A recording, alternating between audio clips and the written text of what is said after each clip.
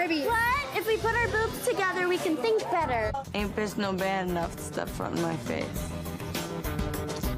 One chilly day in December 2023, my best friend sat me down and told me that I needed to watch the show she's been watching. Little did I know that this moment would change the entire course of my life and personality. Rock of Love. A masterpiece of reality television from a time before anyone cared about ethics, morals, basic human dignity, any of that getting in the way of pure entertainment. I can never thank her enough for introducing me to this pure work of art, so I decided today I'm here to return the favor. I am going to change your life by walking you through the pilot of this legendary show. First of all, what is this show? Rock of Love follows washed-up rock star Bret Michaels from the band Poison, who you hopefully only know from their one song, Every Rose Has Its Thorn. If you know more than that, honestly, I would not want to be in a car with you while you're on Ox. Now, here's some crucial background. Bret was never actually looking for love. Shock horror. He had an on-again, off-again relationship with the mother of his 2 children the entire time. But this did not stop him from having a great time on camera, and honestly, God bless him for it. The show is set in his tacky 80s-ass mansion, complete with a stripper pole, of course, where 25 women compete for the love and affection of this rock and roll, let's say, icon. He's looking for, as he so eloquently puts it, his rock of love, which he defines as a woman that he both wants to be friends with and have sex with. Beautiful. Poetry. He claims that this is sage wisdom that he received long ago, but let's be real. VH1 absolutely came up with the title first and then told him, please, for the love of God, make this sound meaningful to you. His explanation has nothing to do with the title, but if I get hung up on every bizarre thing Bret says, such as rock and roll being his insatiable bitch goddess, this video will be 2 hours long, and honestly, maybe it should be. And yes, let's address the elephant in the room. Bret Michaels is the goofiest looking motherfucker you've ever seen. The bandana, the hair, the little accessories, the whole situation. But somehow it's part of his charm. As much as I want to hate him based on everything that he is, the man has riz at the wazoo. This is who all the alpha male pickup artists think they are. Silly costume and all. And the ladies, there's 25 of them.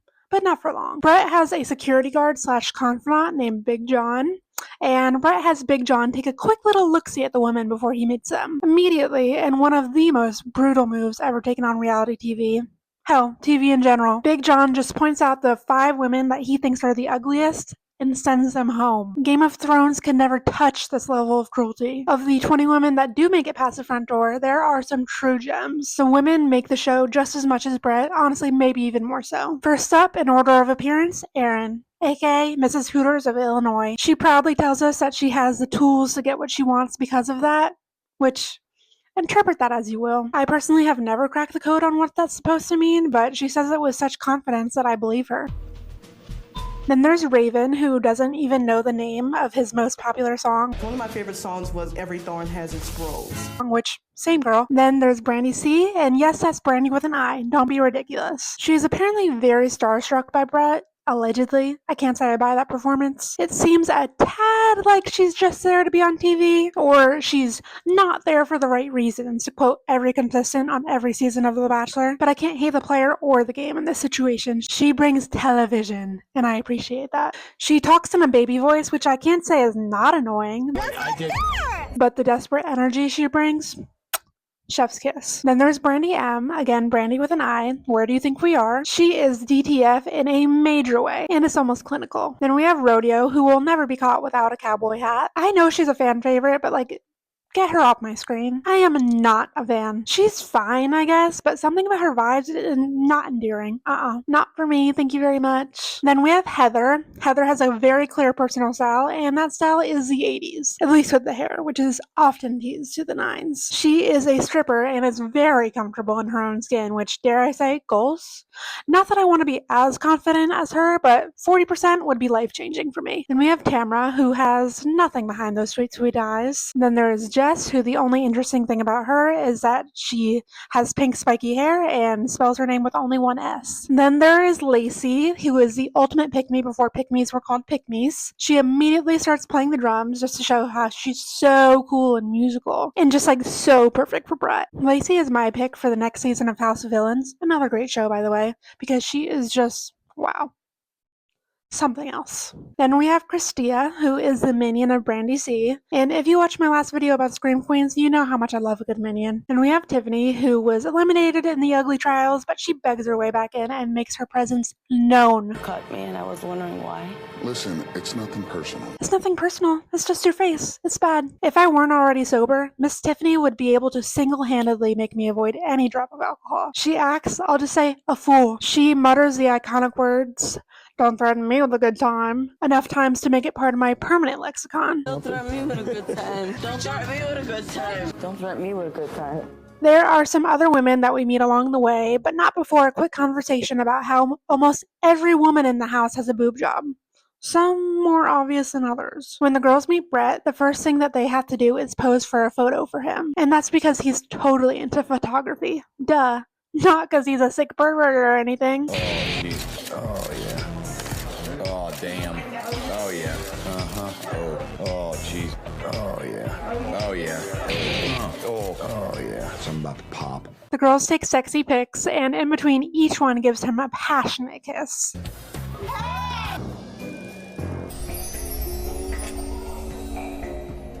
We have Tawny, Mia, Magdalena, Jan, boring. Then Heather steps up to the plate, and she decides she's gonna up the ante. She decides to take both tots out. That's rock and roll right there. A perfectly reasonable decision. Then we start the party. Brandy C is desperately waiting for Bret to pay attention to her. She asks him to watch her play pool as if she were a little kid, yelling, "Look, mommy, look, watch me do this," before doing the most basic task imaginable. I'm coming. I'm watching you. She keeps calling him babe. In the confidence. Again, admirable. If I had the confidence of a woman on a reality TV show, I would be unstoppable. He then talks to one of my favorites, Tamara. She looks and sounds like she's half asleep every time she talks, and I love it. So what do you like? What is your, do you like to party a lot? Do you like to stay at home? I just think when you're happy, and you know what you want, and I don't know. I think I like a lot of different things. Right. Let me ask you this. Is it kind of strange just being in this situation of seeing all the girls and everyone just kind of hanging out, or you don't know yet? I don't know the details. I don't know the amount of time or the extent of anything, but I get it. Well, you're gonna come down? You want to hang? I'm like, Bret, girl. Okay. I just worship this woman. Support women's rights to be a dumbass. We then go back to Tiffany, who is pounding champagne. All of the girls were concerned, and you know there's a problem when a group of girls who volunteered to go on TV to date Bret Michaels think you have a drinking problem. At the same time, Bret is talking to Sam, who has the same cool girl taste of music as him, but she's cool girl in the rare, genuine way, where that's just genuinely who she is. She's a total sweetie, so you know this show is going to eat her up and spit her out. Bret is totally into her personality, but she doesn't have a boob job. Gross. So you just know she will never be the one. Heather then interrupts their vibing to let Bret know that she has the same birthday as his daughter. With everything I've got on my body, from my daughters to my daughters. That's my birthday, May 5th. Is it really? Yes. That's your daughter's birthday? Yeah. That's my birthday. Yeah. Wow. Wow. Wow. Wow. Wow. Their relationship is just written in the stars. After this, Heather gives a demonstration to the women on how to work the stripper pole, because if you forgot, the house has a damn stripper pole. Tiffany then slurs that Heather ain't shit and does her own little act, flashing her cooch to all. Then Bret goes to Brandy M, who he nicknames Wild Thing. Sure. He also talks to who I will respectfully call idiot number 2, Jessica. So tell me more about you. Me? I'm basic girl next door, nice girl, friends with everybody. I moved around a whole lot in my life. I guess I'm that Jessica Simpson knockoff. I cannot get enough of people being stupid on reality TV. I'm sorry. It's like crack to me. She also claims afterward that she seemed really smart. Bless her sweet little heart. Brandy C then inquires about Bret's location, and the other women hate on her. Where's our man? Where's our baby boy? Where is he? I don't know. Are you serious right now? Yeah. I'm just wondering, where's our babe? Where's our fucking baby boy? Not girls. Let a woman pretend to be a child, hoping that the man has pedophilic tendencies. Geez, girls, it's not that hard. Bret then talks to Raven, another girl who thinks she is very smart. I love to think a lot. I'm a very, intelligent ponder. I think very deep. While she's talking about how much of an intellectual she is, which, like, by the way, really, girl, you really think you're going to win over Bret Michaels that way? Another girl interrupts her. Raven then shushes her. So busy looking at the physical components of me that they're, too busy to look at the mental, the intellectual aspects. The type of person to shush another person in a conversation, never let me be around them. Because one thing about me is that I'm going to interrupt and try to finish your sentence. I'm sorry, it's a compulsion. Bret then talks to Rodeo, who thinks that because they both have children, they are absolutely meant for each other. Having the same birthday as his child, having a child, these women have a very low bar for what makes them compatible with a person. Rodeo then tells him about her journey being paralyzed, and then Bret tells her that he has diabetes. Oh my god, the connection is just off the charts. You're a handsome man. Thank you. When Bret grabbed my hand, it was like I could feel him in my soul through the hand. Then we have to go back to Tiffany, of course. She is going around calling Dallas, one of the contestants who wasn't important enough to be mentioned yet, the C word. Unprovoked. For some reason, Dallas really didn't like that. They obviously fight. You told me We're just having a good time. If I wanted my drink thrown in your face, it would be done. It would be done. And if you felt bad for Tiffany for being such a pathetic loser, all that sympathy goes out the door. There's actually some debate online that Tiffany actually said the N-word, which, if that's true, there are not enough women that gave a fuck. Brandy M's a real one. Later, Brandy C finally gets her opportunity to talk to Bret when, surprise, surprise, Tiffany comes in. And in no uncertain terms assaults Bret by dry humping him with her skirt pulled up. On national television, mind you. This is brushed off as a joke though, because this is the 2000s, of course. He pushes her off him and the other women cheer, as they should. The women then shun Tiffany, as they should, and as deplorable as she is, she mutters this iconic line. Everybody thinks that, like, from the south side, they ain't. I said, psst, later haterade.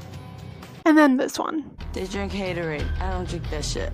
I hate her, but her quotes are just so good. Later, Lacey goes to talk to Bret about how compatible she is with him because she's a rocker chick, and she'd be okay with him cheating on her because, again, she is the ultimate pick-me. Bret, though, absolutely loves this. You should always aspire to be with a man who plans to cheat on you before you're even in a relationship. If it's not like that, I don't want it. Then, Brandy C is finally able to get and hold his attention.